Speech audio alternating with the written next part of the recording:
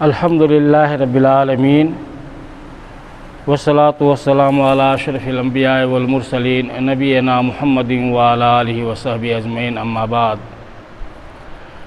میرے بھائی اور بزرگوں، انسان کی زندگی میں حالات بدلتے رہتے ہیں، ایک ہی طرح کی حالت نہیں رہتی۔ جب مصیبتیں آتی رہتی ہیں تو اس کے بعد امید رہتی ہے کہ خوشحالی آئے گی اور مصیبتیں ٹل جائیں گی، لیکن جس وقت پریشانیاں لاحق ہوں تو اس وقت کیا کیا جائے؟ سب سے بڑا ہتھیار اللہ تعالیٰ نے مہیا کیا ہے ہر انسان کو، اور خاص طور سے مومنوں کو، مسلمانوں کو وہ ہتھیار استعمال کرنے کا حکم دیا ہے، اور وہ ہے صبر۔ جہاں پہ آدمی پریشانیوں سے جھونجتا رہتا ہے تو صبر ایک ایسی چیز ہے کہ جس کے ذریعے سے ان مصیبتوں کا مقابلہ کر سکتا ہے۔ تو صبر کی بڑی ہی اہمیت ہے، جس کے متعلق اللہ تبارک و تعالیٰ نے قرآن مجید کے اندر کئی جگہ بیان فرمایا ہے، اور نبی کریم صلی اللہ علیہ وسلم کی بہت ساری حدیثیں اس تعلق سے آئی ہوئی ہیں۔ تو اللہ تعالیٰ نے ارشاد فرمایا، یا ایھا الذین آمنوا اصبروا وصابروا، اے ایمان والو صبر کرو اور دشمن کے مقابلے میں ڈٹے اور جمے رہو، اور محاذ جنگ پر مورچے سنبھالے رہو۔ صبر کا حکم دیا ہے اللہ تعالیٰ نے مومنوں کو۔ اور دوسری جگہ اللہ تعالیٰ نے فرمایا، وَلَنَبْلُوَنَّكُمْ بِشَيْءٍ مِّنَ الْخَوْفِ وَالْجُوعِ وَنَقْصٍ مِّنَ الْأَمْوَالِ وَالْأَنفُسِ وَالثَّمَرَاتِ وَبَشِّرِ الصَّابِرِينَ۔ اس آیت کریمہ کا ترجمہ اس طرح ہے، ہم تمہیں ضرور آزمائیں گے، کچھ خوف میں یعنی ڈر میں مبتلا کر کے، بھوک سے، مالوں، جانوں اور پھلوں میں کمی کر کے، اور صبر کرنے والوں کو خوشخبری سنا دیجیے۔ خوف، مال و جان اور اپنے وہ اولاد میں جو کمی ہے، کچھ نقصان ہو جاتا ہے تو اللہ تعالیٰ آزماتا ہے۔ تو اس وقت بھی اللہ تعالیٰ نے حکم دیا ہے کہ اگر یہ چیز لاحق ہو جائے تو صبر کرو، اور یقیناً اللہ تعالیٰ صبر کرنے والوں کے ساتھ ہے۔ اللہ تعالیٰ کی معیت ہوتی ہے اور اللہ تعالیٰ اپنی مدد نازل فرماتا ہے۔ دوسری جگہ اسی طریقے سے اللہ تعالیٰ نے فرمایا، انما یوفی الصابرون اجرہم بغیر حساب، صبر کرنے والوں کو ان کا پورا اجر دیا جائے گا بغیر حساب کے۔ اللہ اکبر۔ جس طریقے سے روزہ روزہ کا ثواب کیا ہے کسی کو پتہ نہیں ہے۔ حدیث شریف کے اندر ہے کہ اللہ تعالیٰ نے فرمایا کہ روزہ آدمی جو رکھتا ہے تو وہ میرے لیے رکھتا ہے، اور میں ہی اس کا اجر و ثواب دوں گا، اور کتنا دے گا اللہ ہی بہتر جانتا ہے، اور اللہ بہت دے گا۔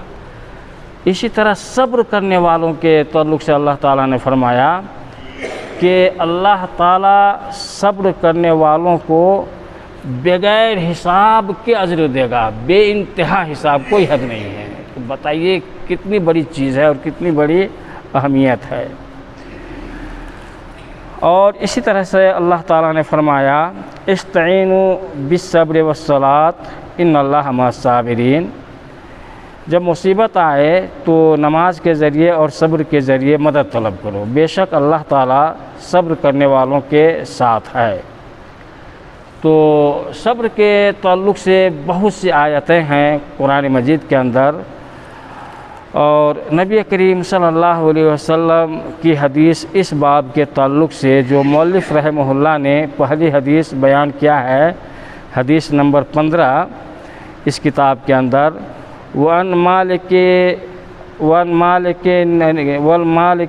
الحارث بن عاصم الأشعري رضی اللہ تعالی عنہ قال قال رسول اللہ صلی اللہ علیہ وسلم الطہور شطر الایمان والحمد للہ تملأ المیزان وسبحان اللہ والحمد للہ تملأان او تملأ ما بین السماوات والارض والصلاة نور والصدقۃ برہان والصبر ضیاء والقرآن حجۃ لک او علیک کل الناس یغدو فبائع نفسہ فمعتقها او موبقها رواہ مسلم۔ نبی کریم صلی اللہ علیہ وسلم نے فرمایا، اس حدیث کے راوی حضرت ابو مالک حارث بن عاصم اشعری رضی اللہ تعالیٰ عنہ ہیں کہ رسول اللہ صلی اللہ علیہ وسلم نے فرمایا الطہور شطر الایمان، پاکیزگی نصف ایمان ہے۔ صفائی ستھرائی پاکیزگی، اللہ کے رسول صلی اللہ علیہ وسلم نے فرمایا کہ اجر و ثواب کے اعتبار سے نصف آدھے ایمان کا اجر و ثواب صفائی اور ستھرائی میں اللہ تعالیٰ نے دے دیا ہے۔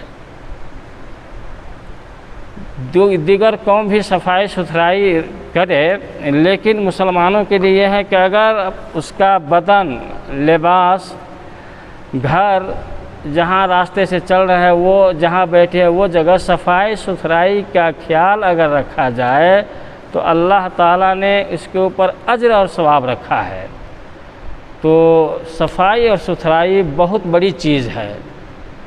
پاکی الگ چیز ہے اور صفائی الگ چیز ہے، اس میں کوئی شک نہیں ہے کہ ہمارا جسم پاک ہے، لیکن اگر لباس گندا رہے تو آدمی کا وقار اور احترام کم ہو جاتا ہے۔ ظاہری لباس سے بھی اس کا وقار اور احترام بہت ہی بڑھتا رہتا ہے۔ اور خاص طور سے بھائی اور بزرگوں، نماز کے وقت میں تو اللہ تعالیٰ نے حکم دیا ہے خذوا زینتکم عند کل مساجد، ہر نماز پڑھتے وقت تم اچھے سے اچھے لباس لگاؤ، اچھے سے اچھے لباس لگاؤ۔ بھلا بتائیے جس وقت ہم اللہ اکبر کہہ کر کے نماز میں داخل ہوتے ہیں، اللہ اکبر کا معنی کیا ہے جی منظور؟ اللہ سب سے بڑا ہے، سب سے بڑا ہے، اللہ سب سے بڑا ہے، یہ اقرار کر کے ہم نماز میں داخل ہوتے ہیں یا نماز کے لیے گھر سے ہم چلتے ہیں۔ اللہ سب سے بڑا ہے، اللہ سب سے بڑا ہے، دنیا و ما فیہا، آسمان میں کائنات میں سب سے بڑا اللہ ہے اور اس پر ہمارا یقین ہے۔ تو اس سے ہم ملنے کے لیے جا رہے ہیں، سرگوشی کرتے ہیں، مناجات کرتے ہیں، اس کے سامنے ہم قیام کرتے ہیں، رکوع اور سجدہ اللہ تعالیٰ کے سامنے ہم کرتے ہیں۔ تو اس وقت جو ہے کتنا اچھا لباس ہمارا ہونا چاہیے۔ ظاہر سی بات ہے، ہم میں سے کوئی اگر سمدھیانہ جائے یا سسرال جائے تو کتنا سج اور دھج کر کے جاتا ہے کہ سمدھینی اور سمدھی کیا کہیں گے، نہیں جی؟ تو یہ جو ہے یا کوئی جو ہے وزیر اور منتری یا سی ڈی او جو ہے وہ بلائے تو جو ہے وہ اچھا سے اچھا لباس پہنتا ہے۔ اور اللہ سب سے بڑا ہے، بادشاہوں کا بادشاہ اللہ ہے، سب سے بڑا اللہ ہے، اور اللہ صاف ستھرا ہے اور صفائی کو پسند کرتا ہے۔ اللہ خوبصورت ہے، خوبصورتی کو پسند کرتا ہے۔ تو خاص طور سے نماز کے لیے اللہ نے کہا ہے کہ ہر نماز کے وقت میں تو خوبصورت لباس لگاؤ، اور اس سے ہم لوگ جو ہے اس کا اہتمام نہیں کرتے ہیں۔ کیوں نہیں کرتے ہیں؟ ایمان کی کمزوری کی وجہ سے، یہی حقیقت ہے۔ کیونکہ ہم جاتے ہیں اور یہ نماز تو پڑھنے آتے ہیں، لیکن یہ نہیں جو ہے بہتوں کو لگ رہا ہے کہ اللہ ہم کو دیکھ رہا ہے۔ جبکہ نماز میں ہم داخل ہوتے ہیں یا کوئی عبادت کرتے ہیں تو نبی صلی اللہ علیہ وسلم نے فرمایا ہے کہ تم کوئی عبادت اس طرح کرو کہ اپنے دل کے نظر سے دیکھو اور دیکھنے کی کوشش کرو کہ اللہ کو دیکھ رہے ہو، لیکن اللہ کو کوئی دیکھ نہیں سکتا ہے، دل کے نظر سے بھی نہیں، لیکن کوشش کرو۔ اگر اللہ کو نہیں دیکھ رہے ہو تو یہ تو یقین کر لو کہ اللہ تم کو دیکھ رہا ہے، اللہ تم کو دیکھ رہا ہے۔ تو ہم نماز جو پڑھتے ہیں تو چپ کے ہم پڑھتے ہیں کیا چیز، وہ بھی اللہ جو ہے وہ دیکھ رہا ہے اور سن رہا ہے، اور زور سے پڑھتے ہیں وہ بھی سن رہا ہے، اور چپکے اور دل کی کھٹک کو، ہمارے ارادے کو۔ تو ظاہری لباس کا ہم لوگ خاص طور سے اہتمام کریں، اور صرف نماز ہی میں نہیں، صفائی اور ستھرائی بہت بڑی چیز ہے۔ غربت، صفائی اور ستھرائی سے معنی نہیں ہے۔ صحابہ کرام رضوان اللہ علیہم اجمعین کے حالات کو دیکھیے تو ان لوگوں سے زیادہ غریب ہم میں سے کوئی نہیں ہے۔ آج تو ان لوگوں کے مقابلے میں بادشاہ ہیں، 3 وقت ہم لوگ کھاتے ہیں، اس زمانے میں لوگ صرف 2 وقت کھاتے تھے، بلکہ نبی صلی اللہ علیہ وسلم کے بارے میں آیا ہے کہ مہینہ دن تک چولہا ہی نہیں جلتا تھا، کچھ نہیں رہتا تھا گھر میں، صرف کھجور اور پانی جو ہے وہ پی لیتے تھے، پتھر جو ہے باندھ لیتے تھے وہ لوگ۔ ہم میں سے کتنے لوگ ہیں کہ 6 مہینے کا جو ہے وہ کھانے کا ذخیرہ گھر میں ہے، بینک بیلنس ہے، راجہ ہیں ہم لوگ، راجہ۔ فرعون بھی کمزور ہے، فرعون کے پاس بھی ATM نہیں تھا، ہر کسی کے پاس بینک کھاتا اور ATM ہے بھائی اور بزرگوں، لیکن ہمارا ایمان جو ہے کمزور ہے۔ تو بہر کیف صفائی اور ستھرائی کا نہیں، جو بھی لباس رہے آدمی صفائی ستھرائی کے ساتھ جو ہے رکھے۔ جب آتے ہیں تو اللہ سے سرگوشی کرتے ہیں، فرشتے بھی حاضر ہوتے ہیں، اور جب ہمارا لباس گندا رہے گا اور بدبو رہے گی، بو پھیلے گی، چاہے لباس سے ہو یا منہ سے یا جسم سے، تو فرشتے کو تکلیف ہوتی ہے۔ اسی لیے تو نبی صلی اللہ علیہ وسلم نے فرمایا ہے کہ تم جب لہسن، پیاز یا مرئی، مولی جو ہے کھاؤ تو مسجد میں نہیں آؤ نماز پڑھنے کے لیے اس وقت، کہ کھایا پیا اور مسجد میں داخل ہو گیا، اس سے جو ہے وہ بو جو ہے نکلے گی، پیاز کی، لہسن کی، مولی کی اور چیز کی۔ بالفرض اس زمانے میں بہت سے لوگ ہیں کہ جو ہے وہ مولی کی بو ہے وہ ڈکار آئے گا، پیاز ہے نہیں کھائے، لہسن نہیں کھائے، لیکن بیڑی پی لیتا ہے، سگریٹ پی لیتا ہے، سگریٹ بھی پیا اور بجھایا، وضو کیا اور چلا آیا، سگریٹ کی بو ہے۔ جب نماز کا ارادہ ہو تو سگریٹ وغیرہ کو چھوڑ ہی دے۔ اگر چھوڑنے کی عادت ہو جائے نماز کے وقت میں تو یہ سگریٹ پینے کی عادت ہی چھوٹ جائے گی۔ خیانی لوگ کھا لیتے ہیں نماز، بہت سے لوگوں کو میں نے دیکھا کہ وہ نماز سے نکلا اور مسجد سے باہر قدم رکھا، بلکہ مسجد سے خیانی لگانا شروع کر دیتا ہے، گویا کہ وہ پریشان تھا نماز میں کہ کب نماز جو ہے ختم ہو اور خیانی کھائیں۔ استغفر اللہ۔ بتائیے جو ہے کہاں کہاں دھیان رہتا ہے۔ تو خیانی ہے، تمباکو ہے، سگریٹ ہے، بیڑی ہے، گٹکا ہے، پراگ ہے، مولی ہے، یہ ہے وہ ہے، جس چیز سے بو آئے وہ کھا کر کے آدمی مسجد میں نہ آئے۔ جس طرح آدمیوں کو جو ہے پریشانی ہوتی ہے، اس طریقے سے فرشتے کو زیادہ پریشانی ہوتے ہیں، تو اس کا احترام کرے۔ تو نبی صلی اللہ علیہ وسلم نے فرمایا الطہور شطر الایمان، پاکیزگی نصف ایمان ہے، یعنی اجر و ثواب میں آدھے ایمان کے برابر ہے۔ اور دیکھیے ایک اور جو ہے وہ ذکر کے جو ہے وہ فضیلت کتنی ہے، والحمدللہ تملأ المیزان، اور الحمدللہ، صرف الحمدللہ کہنا۔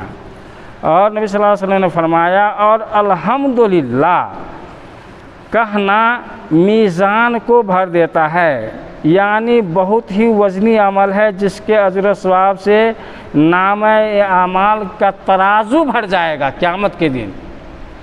جو بھی عمل ہم کرتے ہیں تو وہ ریکارڈ ہو رہا ہے، ریکارڈ، بالکل ریکارڈ ہے۔ ایک تو فرشتے رجسٹر جو ہے تیار کر رہا ہے، ہمارے عمل جو ہے وہ 16-17 برس سے جو شروع ہو جاتا ہے، جوانی سے لے کر کے 70 برس 60 برس تک، ایک ایک قدم پہ جو ہے جو ہم نیکی کرتے ہیں، برائی کرتے ہیں، برائی کرتے ہیں، نیکی کرتے ہیں، فرشتے لکھتے ہیں، اللہ تو دیکھ ہی رہا ہے۔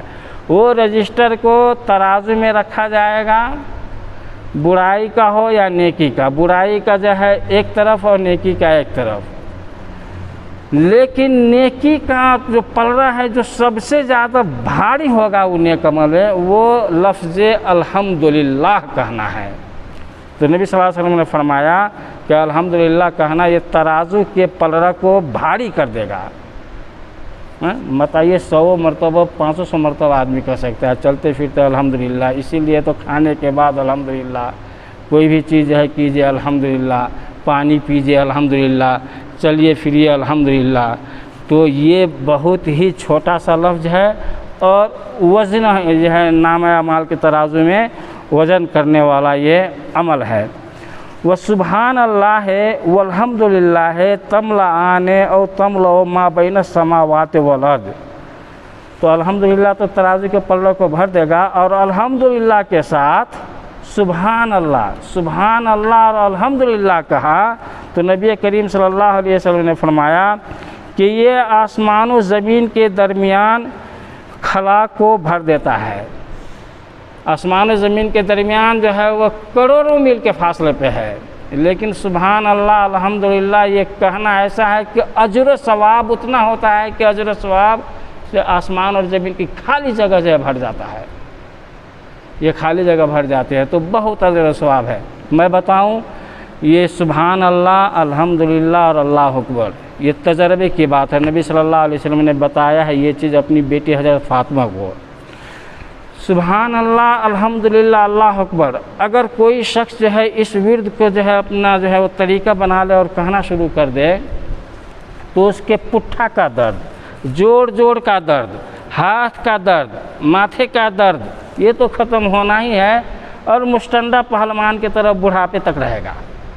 طاقت جو ہے پہنچتی ہے، جسمانی طاقت۔ حضرت فاطمہ رضی اللہ تعالیٰ عنہ پریشان ہو گئی تھی، وہ اکیلے تھی کام کرتے کرتے گھر میں، نبی صلی اللہ علیہ وسلم کے پاس گئی اور اللہ کے رسول آپ کے پاس بہت سی لونڈیاں آئی ہیں تو مجھ کو بھی ایک دے دیجئے تاکہ میرے کام میں ہاتھ بٹائے۔ تو نبی صلی اللہ علیہ وسلم نے جو ہے کہا کہ اے بیٹی اس لونڈی سے اور اس خادمہ سے بہتر ایک جو ہے طریقہ بتاؤں تم کو؟ تو کہا کہ بتا دیجئے ابو جان۔ تو کہا کہ تم جو ہے ہر نماز کے بعد سبحان اللہ 33 مرتبہ، الحمدللہ 33 مرتبہ، اللہ اکبر 33 مرتبہ یہ کہو گی تو یہ نوکر رکھنے کی ضرورت نہیں پڑے گی۔ چنانچہ حضرت فاطمہ جو ہے اس کا پابند جو ہو گئی تو زندگی بھر جو ہے وہ خدامہ اور نوکرانی رکھنے کی ضرورت اس کو نہیں پڑی، وہ ہر کام اکیلے کر لیا کرتی تھی، وہ طاقت اور پھرتی آ گئی۔ تو وہ طاقت اور پھرتی ہمارے جسم کے اندر بھی اللہ تعالیٰ پیدا کر دے گا۔ ضرورت ہے کہ اس کی پابندی کرائیں اور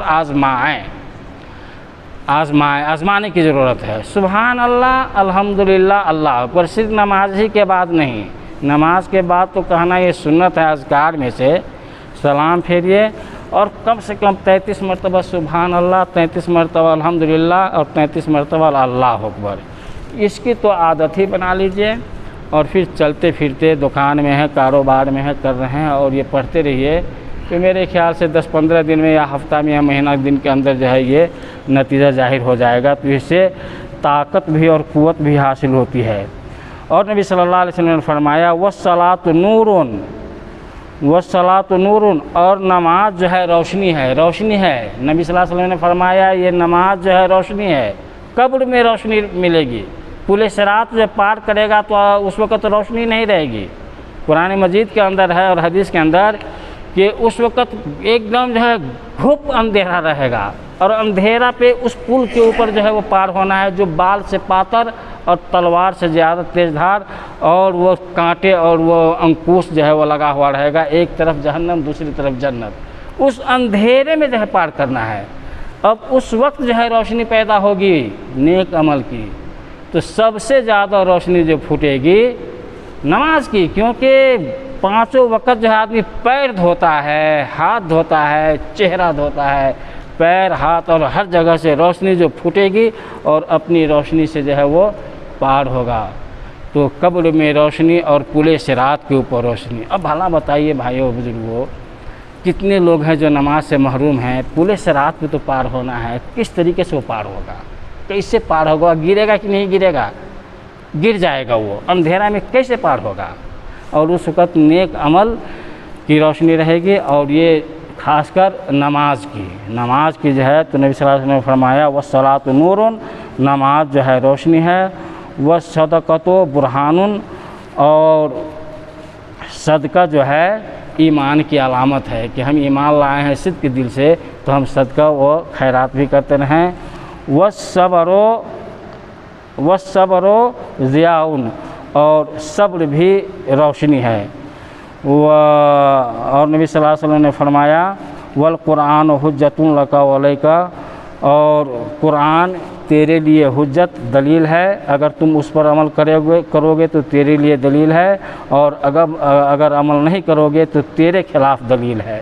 اگر عمل کرو گے تو جو ہے وہ صحیح ہے، ثواب ہے، اگر عمل نہیں کرو گے تو تیرے اوپر حجت قائم ہو جائے گی اور وہ گناہ ہے۔ اور فرمایا آپ صلی اللہ علیہ وسلم نے کل الناس یغدو فبائع نفسہ فمعتقها او موبقها اور ہر ایک صبح اپنے کاموں میں نکلنے والا ہے، اور وہ اپنے نفس کا سودا کرتا ہے بس اسے عذاب سے آزاد کرنے والا ہے یا اس کو اللہ کی رحمت سے محروم کرنے والا یا ہلاک کرنے والا ہے۔ ہر کوئی کام پہ نکلتا ہے سویرے سویرے۔ اب اس وقت ذمہ داری ہوتی ہے کہ اپنے آپ کو اللہ کی اطاعت و فرما برداری کرتے ہوئے صبح سے لے کر کے شام تک گزارتا ہے، یا صبح میں نکلا تو گناہ کرتے ہوئے لوٹا ہے، تو یہ آدمی کے اوپر ہے۔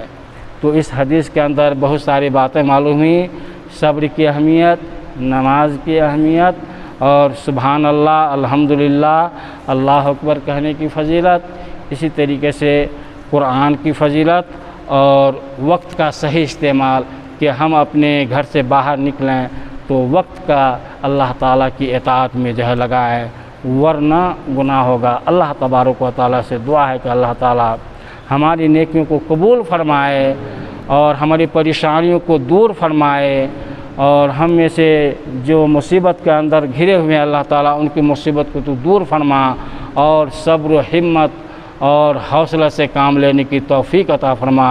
وصلی اللہ وسلم وبارک علی نبینا محمد وعلی آلہ وصحبہ اجمعین۔ والسلام علیکم ورحمۃ اللہ وبرکاتہ۔